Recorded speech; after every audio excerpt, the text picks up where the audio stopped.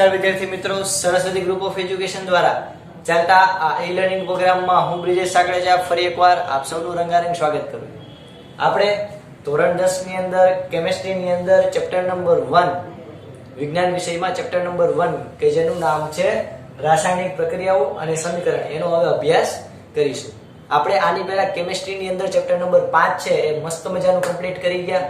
કેમિસ્ટ્રીનો જે આપણો પાયો હતો એ પાયો મસ્ત મજાનો આપણે મજબૂત રીતે બાંધી લીધો. ઓકે, આપણે બેઝિક કેમિસ્ટ્રી ભણી ગયા, આખું આવર્ત કોષ્ટક ભણી ગયા. દરેક તત્વ છે એ તત્વની ખાસિયત શું, એની લાક્ષણિકતા શું, એના વિશે આપણે ડિટેલમાં અભ્યાસ કરી ગયા. આપણે મેન્ડેલિફનું આવર્ત કોષ્ટક અને ત્યારબાદ આપણે આધુનિક આવર્ત કોષ્ટક વિશે ડિટેલમાં માહિતી મેળવી ગયા. ચલો હવે આપણે ડીપમાં જઈએ કેમિસ્ટ્રીની અંદર. તો કેમિસ્ટ્રીમાં આપણે હવે પ્રક્રિયાઓ ઉપર ધ્યાન આપશું. ઓકે, પહેલા આપણે તત્વો જે છે એ શીખ્યા બેઝિક લેક્ચરમાં. ત્યારબાદ 5મા ચેપ્ટરમાં આપણે તત્વોને યોગ્ય રીતે ગોઠવતા શીખ્યા કે કયું તત્વ કઈ જગ્યાએ આવશે. હવે આપણે આ પહેલા ચેપ્ટરની અંદર આ જે તત્વો છે એને બીજા તત્વોની સાથે મિક્સ કરીએ. કોઈ એક તત્વ, ફોર એક્ઝામ્પલ ઓક્સિજન છે નાઇટ્રોજન સાથે ભેગો કરું તો ઓક્સિજનને કહી શકાય કે ફેરસ આયન સાથે ભેગો કરું તો શું ફેરફાર આવશે. તો આવી રીતે કોઈ પણ બે તત્વો અથવા તો બે કરતા વધારે તત્વોને આપણે ભેગા કરીએ અને રાસાયણિક પ્રક્રિયાઓ કરીએ અને શું ફેરફાર થાય આપણે એ આ ચેપ્ટરમાં જોશું. અને આ સિવાય બીજું છે સમીકરણ, એટલે કે આ જે પ્રક્રિયાઓ થાય છે, તમે કોઈ બે તત્વોને ભેગા કર્યા અને કંઈક નવું તમને મળ્યું તો એ જે નવું તમને કઈ તમને નવું જે કંઈ પણ સંયોજન મળ્યું છે એ સંયોજન કેવી રીતે બન્યું, એનું ઇક્વેશન શું છે, એના વિશે આપણે આ ચેપ્ટરમાં ડિટેલમાં ચર્ચા કરીશું. ચાલો સ્ટાર્ટ કરીએ આપણો લેક્ચર. તો સૌથી પહેલા આપણને પ્રશ્ન આપેલી છે કે ભાઈ રોજિંદા જીવનમાં જોવા મળતી રાસાયણિક પ્રક્રિયાઓ. ઓકે, પહેલા તો કેમિસ્ટ્રી ક્યાં હોય, તો કે ભાઈ એમ પૂછો ક્યાં ન હોય. કારણ કે આપણે સવારના ઉઠે ત્યારથી માંડી અને આપણે સૂઈએ ત્યાં સુધીમાં આપણી જે લાઈફ છે એમાં રોજિંદા જીવનમાં વારંવાર આપણે કેમિસ્ટ્રીનો ઉપયોગ કરતા હોઈએ છીએ. ફોર એક્ઝામ્પલ આ માર્કર બોર્ડ જે છે એની અંદર જે આપણે જે માર્કર છે એ માર્કરની ઇંક એક પ્રકારનું કેમિસ્ટ્રી જ કહેવાય. કારણ કે એ જે માર્કરની ઇંક છે એ એમને નહીં બની હોય. ઓકે, તો એના માટે અમુક કહી શકાય કેમિકલ મિક્સ કરેલા હશે. ઓકે, આપણે કોલ્ડ ડ્રિંક્સ જોઈએ તો કોલ્ડ ડ્રિંક્સ તો એની અંદર પણ યોગ્ય માત્રામાં બધું મિક્સ કરેલું હશે. ઓકે, તો આવી રીતે અલગ અલગ જે કોઈ પણ વસ્તુને યોગ્ય પ્રમાણમાં ભેગી કરી અને આપણે કંઈ પણ નવી વસ્તુ સંયોજન બનાવી એને આપણે કેમિસ્ટ્રી કહી શકાય. આપણે સવારના પૂરમાં મસ્ત મજાના ઉઠીએ અને આપણે સૌથી પહેલા ટૂથપેસ્ટ આપણે આપણા બ્રશ ઉપર લઈએ બ્રશ કરવા માટે, આપણા દાંતને સાફ કરવા માટે. તો એ જે ટૂથપેસ્ટ છે એ એક પ્રકારનું શું છે તો કે ભાઈ કેમિકલ, એટલે ત્યાં આવી કેમિસ્ટ્રી.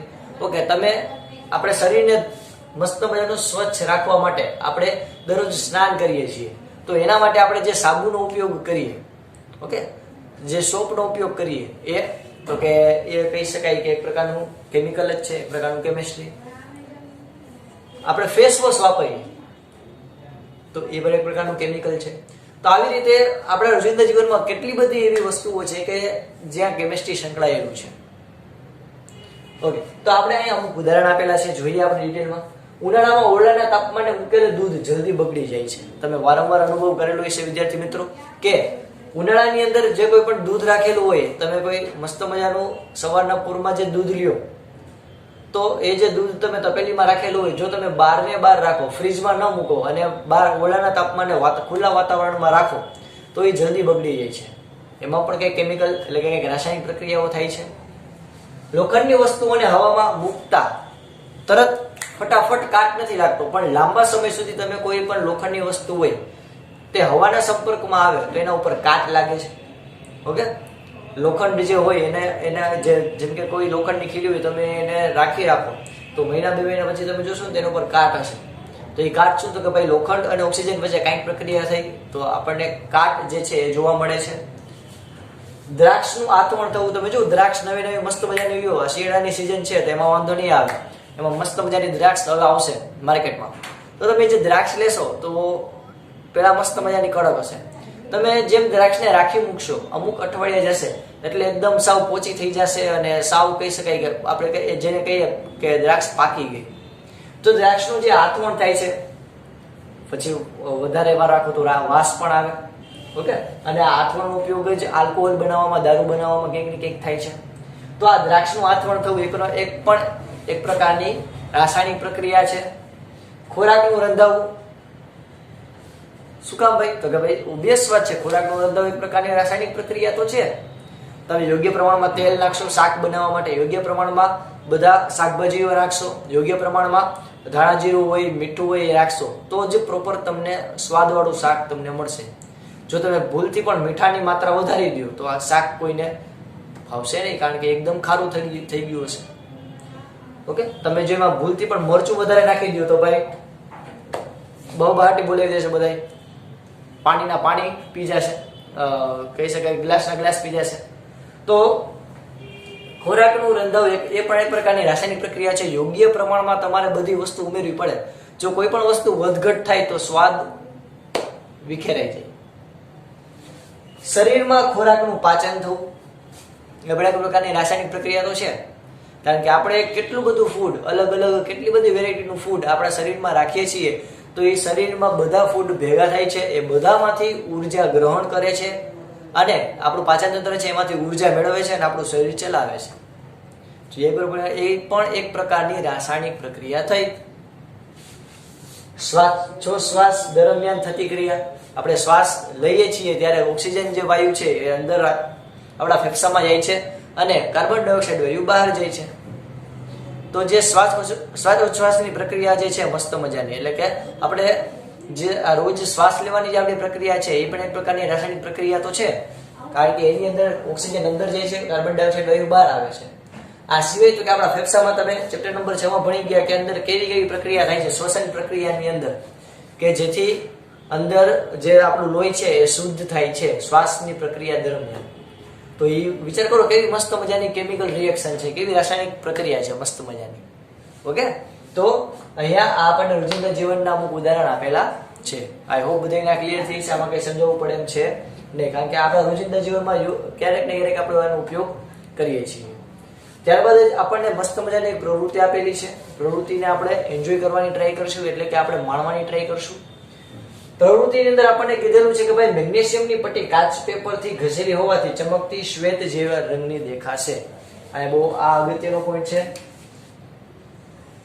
તમને એક્ઝામમાં એવું પૂછાય કે ભાઈ મેગ્નેશિયમની એક પટ્ટી લેવાની. મેગ્નેશિયમ એક પ્રકારની ધાતુ છે. ઓકે, યાદ હોય તો એક મેગ્નેશિયમ Mg,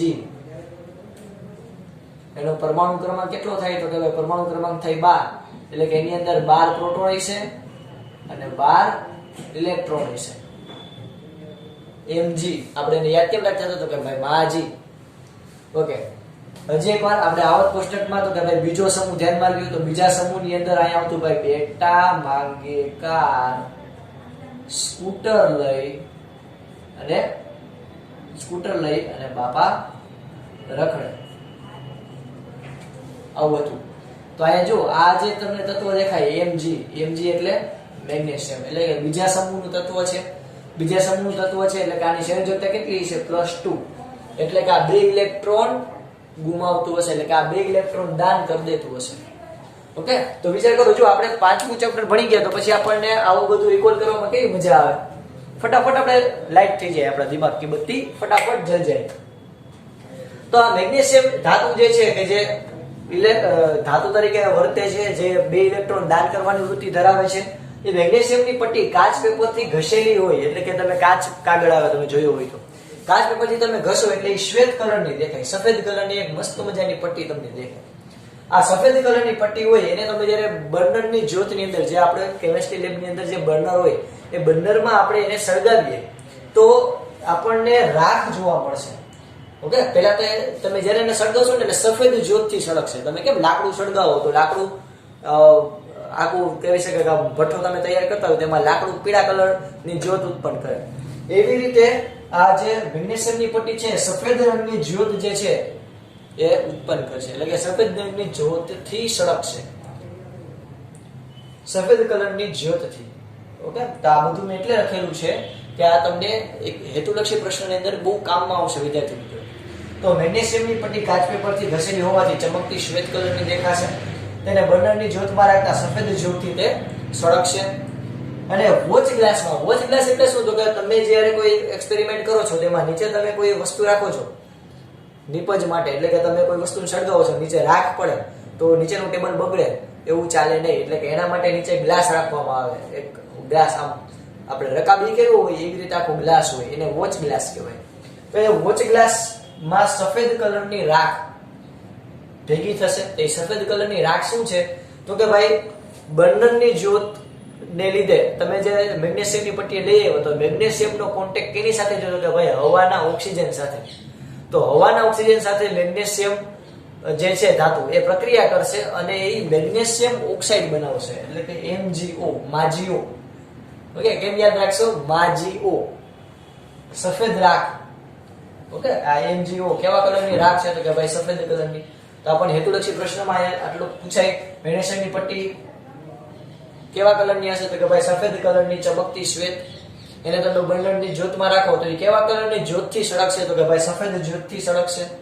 અને વોચ ગ્લાસમાં જે રાખ મળે MgO, મેગ્નેશિયમ ઓક્સાઇડ, એનો કલર કેવો? તો કે ભાઈ એ પણ સફેદ. એટલે આમાં બધું ધોરું જ છે, આમાં બધું ધોરું જ છે, એટલે કે આમાં બધું સફેદ જ છે.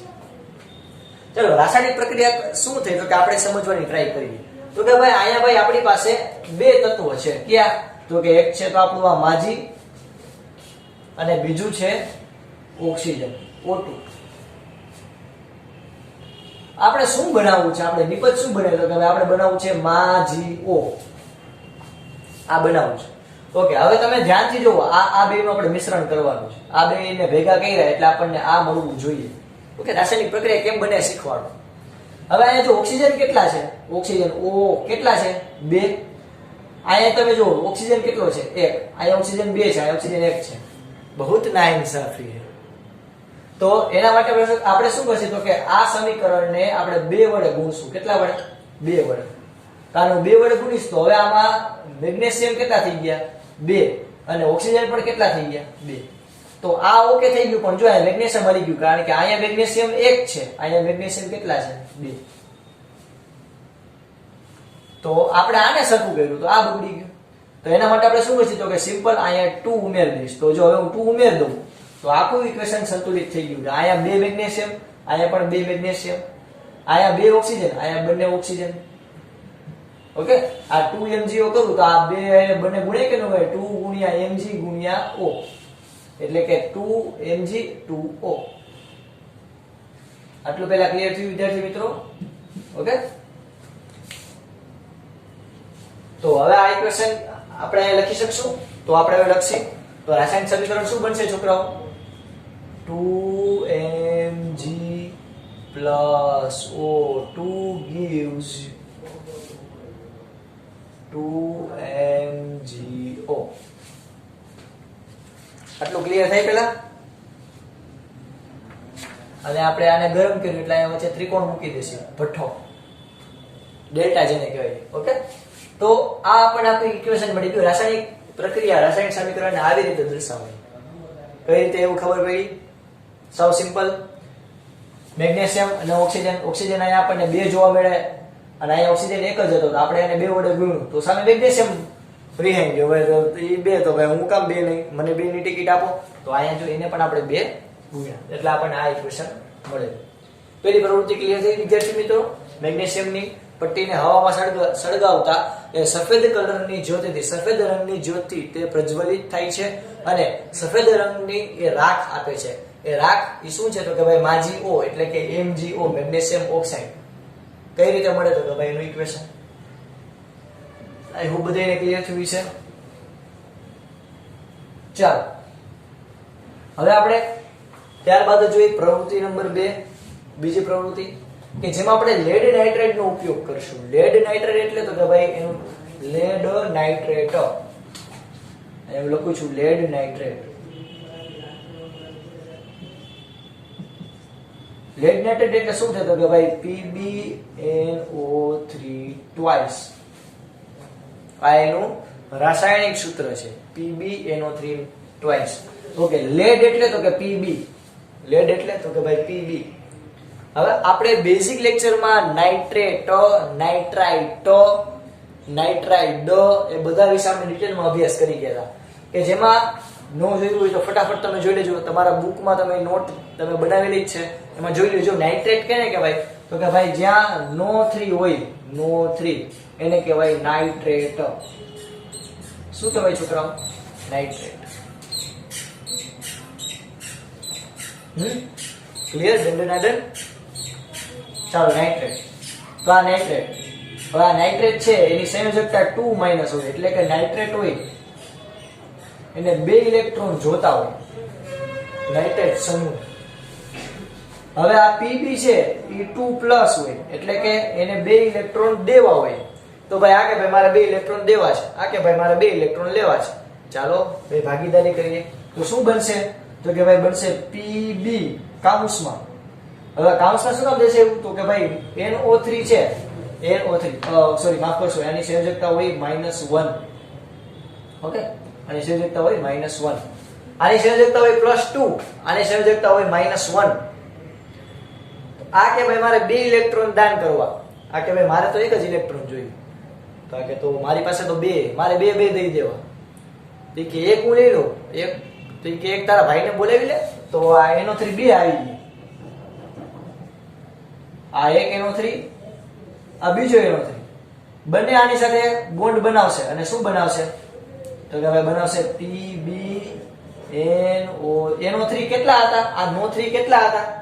તો કે ભાઈ 2 જોતા હતા, એટલે અહીંયા આવશે NO3 ટ્વાઇસ. શું કહેવાય? ટ્વાઇસ. ટ્વાઇસ એટલે ડબલ થાય, થ્રાઇસ એટલે ટ્રિપલ. થ્રાઇસ હો, છાઈસ નહીં, થ્રાઇસ. તો PbNO3 ટ્વાઇસ. દંડનાદન, લેડ નાઇટ્રેટ, PbNO3 ટ્વાઇસ. આટલું ક્લિયર થયું વિદ્યાર્થી મિત્રો? ચાલો તો આપણને હવે આ ક્લિયર થયું PbNO3 ટ્વાઇસ કઈ રીતે આવ્યું. એ કેવા છે કે ભાઈ સફેદ કલર, તમે મીઠું જોયું છે કે નથી જોયું? જોયું છે. તમે મીઠું જુઓ, સફેદ કલરનું મીઠું, તમારા ઘરની અંદર તમે મીઠું જુઓ, સફેદ કલરનો પાવડર તમને દેખાય, બસ એ સફેદ કલરના પાવડર જેવો જ આ લેડ નાઇટ્રેટનો પાવડર હોય, સફેદ રંગનો પાવડર. તો અત્યાર સુધીમાં આપણે જેટલું પણ ભણ્યા, મેગ્નેશિયમ ભણ્યા અને લેડ નાઇટ્રેટ ભણ્યા, બધાનો રંગ કેવો છે? સફેદ. હવે એવો મેઇન ખેલાડી, પોટેશિયમ આયોડાઇડ. Potassium iodide. તો પોટેશિયમ આયોડાઇડ, પોટેશિયમ એટલે તો કે પોટેશિયમ એટલે કે, આયોડાઇડ એટલે I. Potassium iodide. Potassium iodide નું જલીય દ્રાવણ, જલીય દ્રાવણ એટલે તો કે ભાઈ પાણી સાથે ભેળવેલું દ્રાવણ. આપણે કેમ દૂધ હોય, દૂધમાં વધારે પાણી નાખી દઈએ તો દૂધની જે ગુણવત્તા છે એ ઓછી થઈ જાય, પણ આમાં એવી રીતે આની સાંદ્રતા ઓછી થાય, એટલે કે બહુ ખતરનાક છે કે ધીમું છે. જેમ કે કોઈ એસિડ હોય, કોઈ એસિડ એકદમ સાંદ્ર એસિડ લ્યો ને છોકરાઓ, એકદમ સાંદ્ર એસિડ, એસિડ તમે આમ જેવું મૂકો ને તો એક ટીપું પડે ને તો આમ આર પાર થઈ જાય, આપણને બધાને ખબર છે, એવું સાંદ્ર એસિડ આવે. એસિડમાં તમે પાણી ઉમેરતા જ જાઓ, એને મંદ કરતા જ જાઓ, તો એ એટલું બધું મંદ થઈ જાય કે પછી એમાં તમે આવી રીતે નાખો તો તમને ક્યારેક એવું બને કે એટલું બધું તમે મંદ બનાવો તો તમને અસર ન થાય. એવું ક્યારેય કોઈ કરવાનું નથી, આ તો જસ્ટ કહું છું. ઓકે, ફોર એક્ઝામ્પલ આપણે કોઈ શાક બનાવ્યું, એકદમ તીખું, તડકા વાળું શાક છે, એકદમ તીખું, મોંમાં મુકાય એવું નથી. એ તીખા શાકમાં તમે ખાંડ ઉમેરતા જ જાઓ, તો એક સમય તો એવો આવશે ને કે એ ખાંડને કારણે એટલી બધી ખાંડ વધી જશે કે જેથી શાક જે છે એ મીઠું થઈ જશે. બસ એના જેવી વાત થઈ. તો પોટેશિયમ આયોડાઇડ નું જલીય દ્રાવણ એ રંગવિહીન, એટલે પોટેશિયમ આયોડાઇડ નું આપણે કહી શકાય કેવું દ્રાવણ હશે તો કે રંગવિહીન. સંસારની મોંમાં અહીંયાથી ઉપર રંગવિહીન. આનો તો સફેદ કલર હતો, આ સફેદ રંગનો પાવડર હશે. પાવડર રંગવિહીન ન હોય, તમે કોઈ જો ભાઈ પાવડર કેવો લઈ લ્યો, તમે આમ લઈ લો, પાવડર થી કપડા ધોતા હોય, રંગવિહીન પાવડર કોઈ દી હોય ન હોય. તો પાવડર સફેદ રંગનો હોય, જ્યારે દ્રાવણ હોય ને એ રંગવિહીન હોઈ શકે. રાસાયણિક સમીકરણની આપણે ચર્ચા કરીએ તો રાસાયણિક સમીકરણ એનું કઈ રીતના આવશે આપણે જોઈએ, સમજવાની ટ્રાય કરીએ. આઈ હોપ બધે નોટ કરી લીધું છે, નો કર્યું તો કરી લેજો.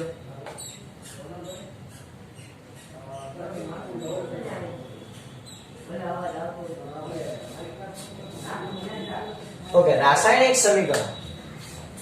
હવે રાસાયણિક સમીકરણ આપણે આનું લખવા જઈએ તો પહેલા તો આપણે શીખીએ રાસાયણિક સમીકરણ આનું કઈ રીતે આવશે. તો સૌથી પહેલા આપણી પાસે છે PbNO3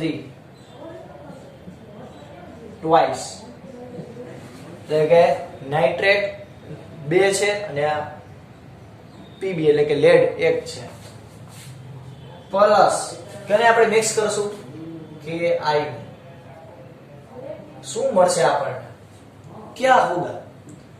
જે સફેદ રંગનો પાવડર છે એ હું આનું જે દ્રાવણ હોય, આનું જે લિક્વિડ ફોર્મ હોય આખું પોટેશિયમ આયોડાઇડ એમાં ઉમેરું તો ક્યાં હોગા?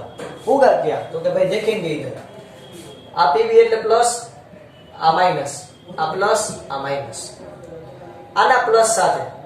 ઓકે, આવડું ભાભીજી ઘર પર તમે સિરિયલ જોતા હોય એમાં આવે એવી રીતે કે આ છે યાની છેડા અડાડતો હોય, આ છે યાની છેડા અડાડતો હોય, તો આપણને શું મળશે? તો કે આપણને મળશે Pb. આ Pb કેની રે? તો કે પોતાના નેગેટિવ એરે નહીં, બીજાના નેગેટિવ એરે આકર્ષણ કરતો હોય એટલે થાય Pbi. હવે તમે જુઓ પોટેશિયમ છે એની કેટલી સંયોજકતા છે? તો કે +2, એને 2 જોઈ, તો અહીંયા આયોડાઇડ છે એની તો એક જ છે. આયોડાઇડ એટલે યાદ કરો હેલોજન સમૂહ, ક્લોરીન, ફ્લોરીન, બ્રોમીન અને ફ્લોરીન, ક્લોરીન, બ્રોમીન અને આયોડીન, આ બધાય હેલોજન સમૂહ કહેતા, એટલે કે આને 17મો સમૂહ કહેતા કે જે -1 સંયોજકતા ધરાવે છે. તો આની સંયોજકતા છે -1, આની સંયોજકતા છે +2, ભેગું થશે ના? ઓકે, આને 2 ઇલેક્ટ્રોન દાન કરવા, આને કે મારે એક જ જોતો, તો ઈ કે એના ભાઈને બોલાવતો આવશે, તો અહીંયા 2 I જોશે એટલે બની જશે શું? PbI2. એના માટે તમારે અહીંયા કેટલા આયોડીન જોશે? 2 જોશે. તો આયોડીન ને 2 કરવા માટે આપણે પોટેશિયમ ને પણ ફૂઈએ ચડાવી દીધા, એને પણ કેટલા જોશે? 2. થઈ ગયું, ઇક્વેશન સોલ્વ. આ 2 છે, આ 2 છેડા લગાડીને શું કરશે? KNO3. ઓકે, શું બની જશે? KNO3. ચાલો, આટલું પહેલા ક્લિયર થયું. આ પણ 2 છે અને આ K એટલે પોટેશિયમ પણ 2 છે, તો અહીંયા લખી નાખી 2. આપણને ફાઇનલ ઇક્વેશન શું મળ્યું વિદ્યાર્થી મિત્રો? તો કે એક તો આ મળ્યું PbI2 પ્લસ બીજું શું મળ્યું? 2KNO3, 2KNO3. ચાલો, ગોખવાનું નથી, આ સાવ સિમ્પલ. હજી એકવાર આપણે શું કર્યું? તો કે ભાઈ PbNO3 ટ્વાઇસ હતું અને પોટેશિયમ આયોડાઇડ હતું. પોટેશિયમ આયોડ એટલે કે આ પ્લસ માઈનસ, આ પ્લસ આના છેડા અડાડવાના, આના છેડા અડાડવાના. એટલે પેલું કામ શું હતું કે પ્લસ ની સાથે બાજુના માઈનસ હોય એને જોઈન્ટ કરી દેવાનું, આ પ્લસ આ માઈનસ સાથે બાજુના પ્લસ ને જોઈન્ટ કરી દેવાનું. બીજું કામ શું કરવાનું? બીજું સ્ટેપ તો કે ભાઈ પછી જોવાનું કે ભાઈ આની સંયોજકતા કેટલી છે. જેમ કે જો આ લેડ ની સંયોજકતા +2 છે, આયોડીન ની -1, તો આપણે કેટલા? તો કે 2 આયોડીન જોશે, તો 2 આયોડીન લીધા એટલે થઈ ગયું PbI2. તો આના માટે તમારે આયોડીન કેટલા જોઈએ? 2 જોઈએ, પણ અહીંયા એક જ છે એટલે આપણે આને 2 વડે ગુણ્યું, તો આને 2 વડે ગુણ્યું તો અહીંયા પોટેશિયમ એટલે કે K પણ 2 જોઈ. ઓકે, કઈ વાંધો નથી, આ 2 છે તો ચાલો આ 2 ને સંતુલિત કરી દેશે એટલે કે 2KNO3, કારણ કે K હોય તેની સંયોજકતા કેટલી? પોટેશિયમની +1. તો આપણું ઇક્વેશન શું બનશે વિદ્યાર્થી મિત્રો?